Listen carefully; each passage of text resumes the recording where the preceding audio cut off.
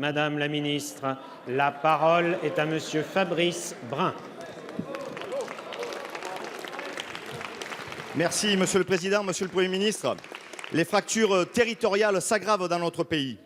Nous venons de le voir concrètement avec la réforme de la SNCF, où aucun mécanisme de solidarité n'est prévu entre les lignes rentables et celles qui ne le sont pas. Même question de péréquation territoriale sur la téléphonie mobile et l'Internet très haut débit, où les opérateurs continuent de financer sur leur fonds propres les réseaux dans les zones rentables, accentuant ainsi la fracture numérique. Monsieur Macron porte bien son nom de président de la déconnexion des territoires, à l'image de son opération de com dans une classe vide de l'Orne, vide comme ces 1000 classes fermées en zone rurale, pour financer votre promesse du CP à 12 élèves en zone urbaine d'éducation prioritaire. A-t-il seulement conscience que faire 50 km pour trouver un médecin et attendre 6 mois pour un rendez-vous chez le spécialiste est le lot quotidien de tant de nos concitoyens?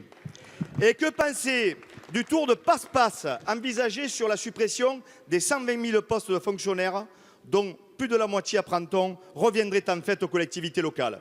C'est un peu « donne-moi ta montre et je te donnerai l'heure ». Ce n'est pas sérieux à l'heure où l'État doit fonctionner moins pour investir plus dans nos territoires, comme cela doit être le cas sur la route nationale 102 en Ardèche.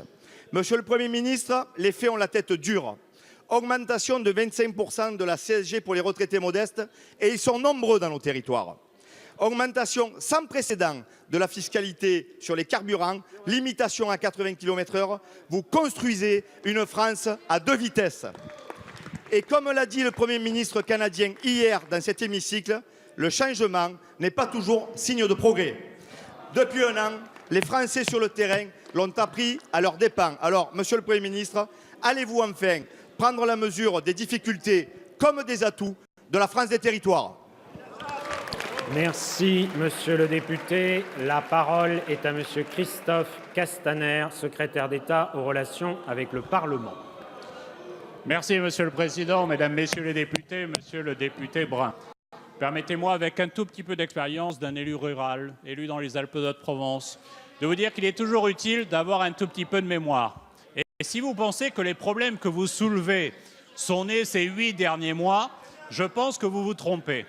Si vous pensez que les problèmes que vous évoquez, et qui sont souvent de vrais problèmes, sont nés à ce moment-là, peut-être auriez-vous, au moment où vous évoquez par exemple les 120 000 fonctionnaires, hésité d'un bras tremblant quand vous souteniez François Fillon qui proposait d'en supprimer 500 000. Mais effectivement, il n'avait jamais précisé quelle était la quote-part qu'il appliquerait à ce tiers de la fonction publique qui est celui de la fonction publique territoriale. Mais je voudrais saluer dans votre question le fait que vous aviez progressé, parce que chaque semaine, vous répétez à peu près la même chose. Mais il y a un élément que vous rajoutiez jusqu'à présent, c'était la... Monsieur le député, prenez le temps d'écouter avec patience et vous pourriez même peut-être apprendre quelques éléments. Et vous remarquerez que chaque semaine, vous nous aviez habitués à évoquer la baisse des dotations de l'État. Mais je crois que vous avez progressé. Et si vous ne l'avez pas évoqué, c'est parce que depuis 15 jours, les collectivités locales ont reçu les notifications de l'engagement de l'État. Et au niveau national, chacun sait qu'elles ont globalement augmenté de 300 millions d'euros.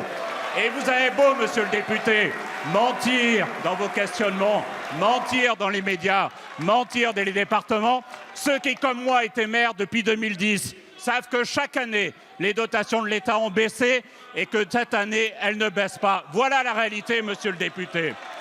Quant à la fracture numérique, là aussi, si vous pensez que les zones grises et blanches et que la fracture numérique est née ces derniers mois, vous vous trompez. Mais je prends un engagement devant vous au nom du ministre Mézard et Julien Denormandie, c'est que les 5000 zones blanches et grises qui existent encore dans notre pays soient définitivement traitées d'ici la fin du quinquennat. Et à ce moment-là, peut-être, vous pourrez nous soutenir.